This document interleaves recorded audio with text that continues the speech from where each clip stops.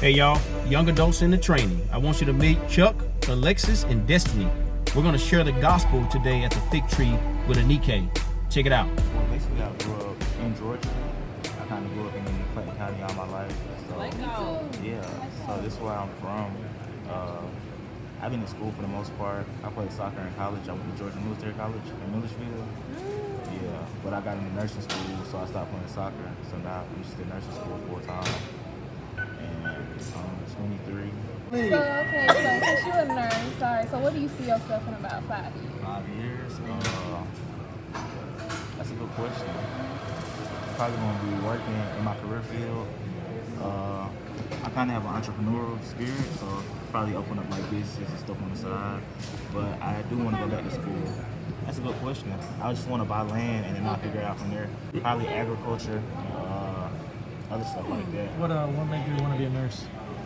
My mom's a nurse actually, and when I got my first job, like she worked at cancer centers in Noonan, so I worked at Zaxby's in Noonan. So I would drive her to work, and she would basically just be telling me everything about being a nurse. So it like directly influenced me. Like it was what I was exposed to the most, and it kind of like played a big part in like what I wanted to do in my life. But she always told me like, don't be me, be better than me. Okay, so now that we talk about your future, if you don't mind me asking, what do you think about like your eternal future? Like, what is your relationship with God, or do you have a relationship with God? I could say my relationship with God might be a little complex, but I do have a relationship with God. I feel like I love God solely because I love myself too. So yeah, I think that kind of answers the question. Is that my relationship with God? Yeah, I feel like I have a pretty strong relationship with God. Did you grow up in the church? Yes, I actually grew up Baptist. My grandma was a big on Baptist. Like where I grew up, our house was here, and like walking distance was our church. So every Sunday we would walk to church. Wednesdays too. So tell me more about like exactly your background of what you believe. What exactly do you believe? I grew up a Christian, but now that I've kind of gotten older, I moved more into spirituality, and then like tapping deeper into like my roots. Going back to Nigeria, I'm kind of in like Nigerian spirituality, but I still like have that basis of Christianity that helps shape my beliefs now. So it's like I can respect all religions, but I also like pulling things from Christianity and what I believe now and incorporating it all into like my beliefs today. So let me ask you a question. So if I ask you today, if you stopped out on that street and you got hit by a car, where would you spend eternity? So if you had to rate yourself on a scale from 0 to 100, 0 being that you're going to go to hell for sure, and 100 being you're going to go to heaven for sure, where would you put yourself in that spectrum on that scale? I don't believe in hell, so I feel like for everybody, not just myself, it would be 100. I think everybody goes to heaven. Why do you say that? I feel like hell may be a thing that was made to like, it was maybe a scare tactic for people, but I don't think hell is the actual thing that exists. I feel like living on like the earth plane is as close as you might get to hell. But I feel like everybody has like a set purpose in this life, and like if we're children of God, you kind of have like a piece of God in you. So I feel like everybody has like a divine destiny and a purpose of why they were placed on earth. And once you do that, like once you die, you fulfill your divine destiny whether you know it or not. And you're either reincarnated or you spend your eternity in heaven. And I feel like you're just here to complete a purpose. So you believe it's a heaven? You believe there can be a heaven with no hell? Yes. Okay. I just don't believe like people are damned to an eternal suffering because of mistakes they made on the earth plane. I feel like the average life expectancy is like 80 to 85 years. You spend about 40, maybe 50 of those years trying to just figure yourself out if you get that chance to. I feel like those 40 and 50 years of bad should determine where you spend your eternity at. And I agree with you. That's a logical. That's a great logical view. Yes, I agree with you that something that you've done in the past shouldn't like have to determine your future. Just and we want to get into that. I wanted to, if you were willing, can we share with you the gospel and just do a story? We want to give you some illustrations and just share with you a story. Basically, a story about God loving us and seeing what we've done in our past and giving us a gift. In the beginning, God created the world, and the world was perfect. It was completely perfect. It was happy, and this is where Adam, he made Adam and Eve. And with that, they were in a close relationship with God. They walked with Him every day. He was actually walking in the garden with Him. They were so close. And so He gave them all types of things. He gave them food, water, anything they needed, and anything they wanted. With the exception of one rule, like, don't eat from this one tree in this garden, everything in this garden, don't eat from this tree. So what happened was, at first, like I said, they were just being obedient. He would ask them to do something. They were like, yeah, we like that. I got you. But this one time, they said, I know you asked me to do something, but I don't want to do that. What I want to do is go eat this fruit. So that's where sin entered the world. Oops, I'm sorry. Sin entered the world, and like I said, that's where the eye came in. They took their eyes off of God and started looking at themselves and started thinking, well, I don't want to do that. Like, I want to eat this fruit because I was told that eating this fruit would give me something that I don't have.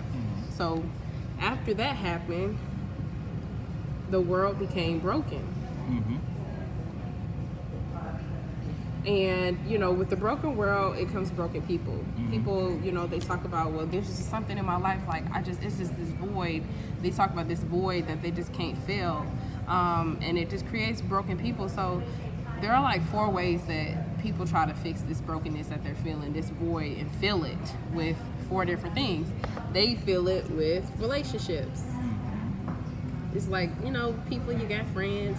For me, I did that. I was a prime example of that because I always felt like, like the void is there. I feel like I'm alone. I don't feel like I'm close to people. So what I would do is I would just be, super friendly. I would try to go out and meet people. I would be texting people, going out, just doing that type of stuff. But it's like I ran to that. I ran to people. But it's like, even with me doing that, it didn't matter how many friends I had or whatever. It always left me feeling broken in the end. Like, I always was just like, I don't know, I always had a feeling that I'm just like, okay, like, what's next? Like, do I need more friends? Like, something's still not right. So another way people do that is through riches, which is just money. A lot of people be like, oh, well, after I get money, I got problems now, but after I get money, this void or whatever I'm feeling, like, everything, all my problems will be solved once I get money. So they start pursuing their career.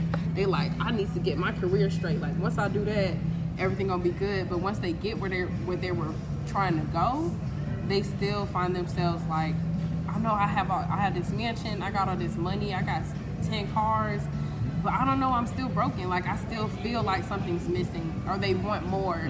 Like, I was like, something's missing and I maybe want more. Should I have more friends or whatever? So they leave, they're stuck being broken again. Another way people do that is they just run. They just run to something.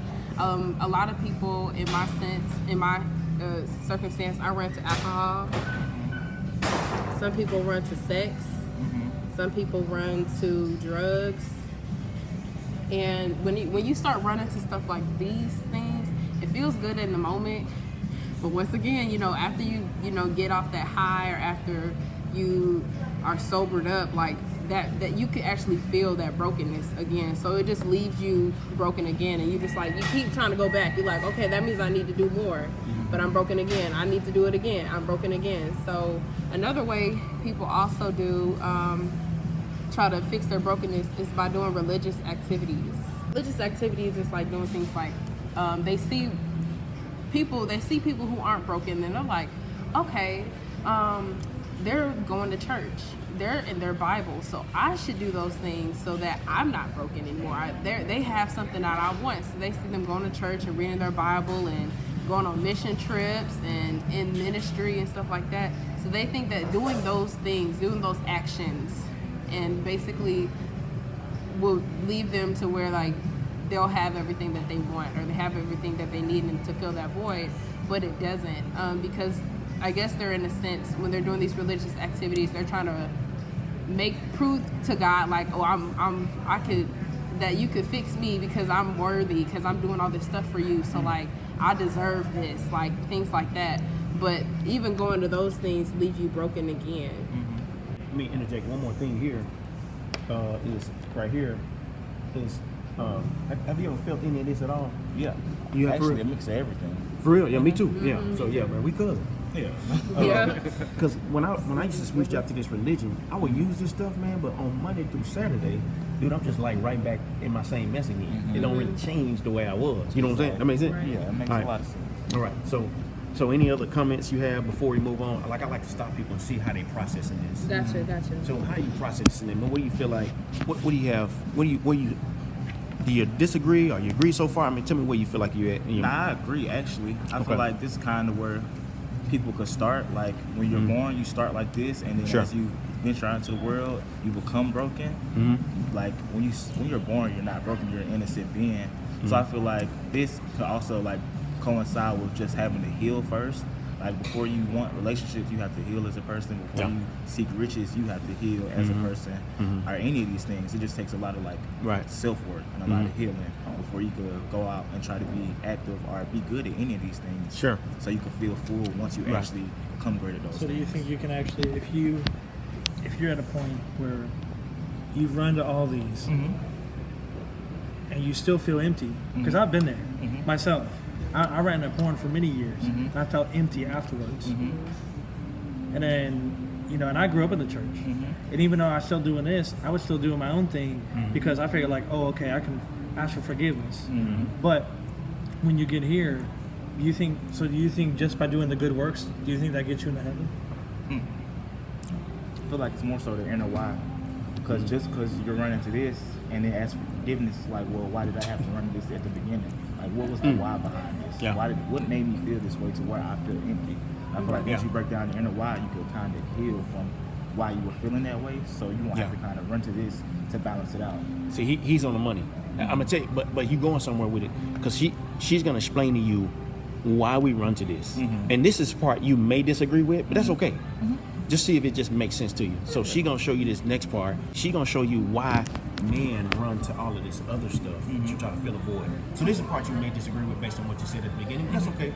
We'd love to see kind of I respect everybody's opinions, and I'm willing to. I'm optimistic to everybody's opinion. So, how good do you think you are based on God's standards? What is God's standard?